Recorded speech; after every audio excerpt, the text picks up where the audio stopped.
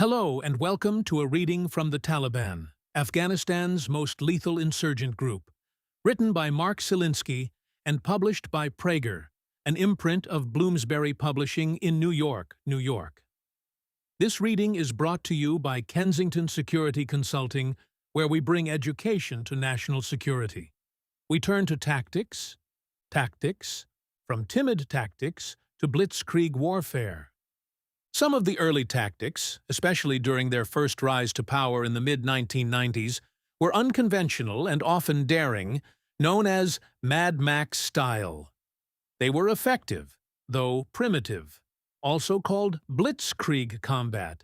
Some early Taliban tactics involved heavily armed men supported by armored pickup trucks, plunging into enemy positions. These tactics were developed by the mujahideen in the 1980s. They stripped weapons from Soviet My-8 and Mi-24 gunships and mounted them on pickup trucks. These were initially used against the Northern Alliance and later against the coalition. They called these armed trucks, which formed a makeshift cavalry, Ahu, or deer. In this tactic, pickup trucks armed with crew-served weapons charged at full speed, firing as they advanced to disorient the targets.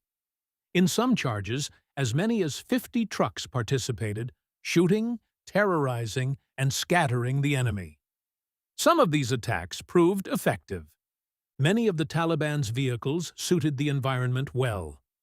The al-Qaeda leader and strategist al-Adel, in his observations of early battles, praised the durability and adaptability of the Corolla vehicles.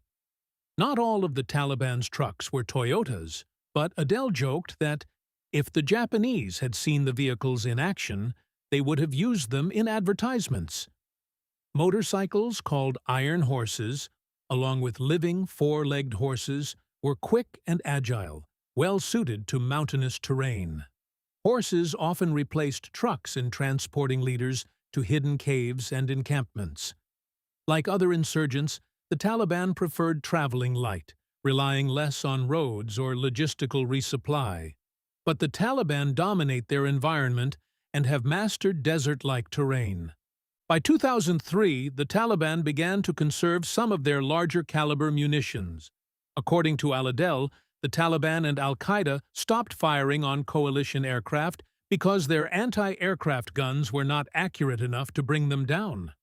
Also, firing these weapons revealed their location and invited counterfire from coalition forces. Profile 15. Afia Siddiqui, Brandeis's Lady Al-Qaeda. In some ways, Dr. Afia Siddiqui, sometimes spelled Siddiqui or Siddiqui, fits the standard profile of many American-educated Islamists. Like several other Al-Qaeda compatriots who studied in the West, the Pakistan-born, Texas-raised, MIT-educated neuroscientist was heavily involved in Islamic activities during her university days in Boston. She was active in the MSA. She earned advanced degrees in the sciences. What certainly sets her apart from other al-Qaeda cadre is her receipt of a PhD in brain science from Brandeis University, an unlikely venue for promoting Islamic supremacy. In Boston, where she lived in the late 1990s, she became deeply involved in the Muslim community, particularly the more devout subculture. She became involved in the workings of the Islamic Society of Boston, where the Tsarnaev brothers would later attend services. She became enamored of the works of Abdullah Azzam. She married a Pakistani, had 3 children, got divorced, and then left the United States for Pakistan on Christmas Day 2002. She married the nephew of Khalid Sheikh Mohammed, KSM, the planner of the September 2001 attacks, who is also a cousin of Ramzi Youssef, a man convicted of the 1993 World Trade Center bombing. People joked that she married into al-Qaeda royalty. What happened during the next 5 years remains mysterious. She was arrested at a border crossing into Afghanistan and remanded to U.S. authorities.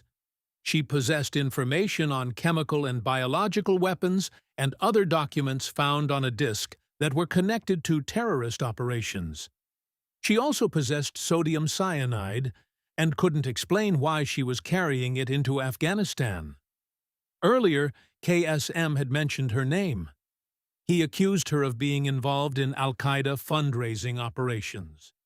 While in U.S. custody, Siddiqui obtained an assault rifle and, screaming profanities, fired at a U.S. soldier.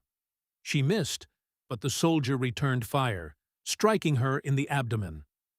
She survived and was brought back to the United States to stand trial. At trial, her lawyer claimed that Siddiqui's identity had been stolen by a woman who might have worked with KSM. In court, Lady Al-Qaeda, who had become a sensation in her native Pakistan, began to act brusquely. Despite her ties to Brandeis, Afia demanded that no Jews sit on her jury. She shouted at Judge Berman, "The next question will be on anti-Semitism. Israel was behind 9/11. That's not anti-Semitic." She yelled at an army officer, "I was never planning a bombing. You're lying." Her facial contortions, simpering, and outbursts did not help her case.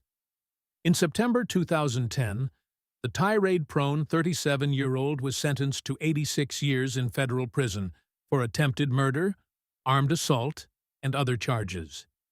Her case was taken up by Yvonne Ridley in Britain. Former Congresswoman Cynthia McKinney dubbed the sentence political and proclaimed in Lahore, "I am here for Siddiqui, SIC."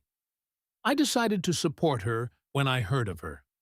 The sentence was upheld on appeal in November 2012, but the whole affair confused some of Siddiqui's old Boston acquaintances. They remembered a shy, studious, and exotic young woman who spent much time at the local mosque. She was just nice and soft-spoken, and not terribly assertive. Thank you for listening to this excerpt from The Taliban, Afghanistan's most lethal insurgent group. If you enjoyed it, please consider subscribing and liking. Nothing in this book reflects the official position of any individual or agency of the United States government. On behalf of Kensington Security Consulting, thank you for listening.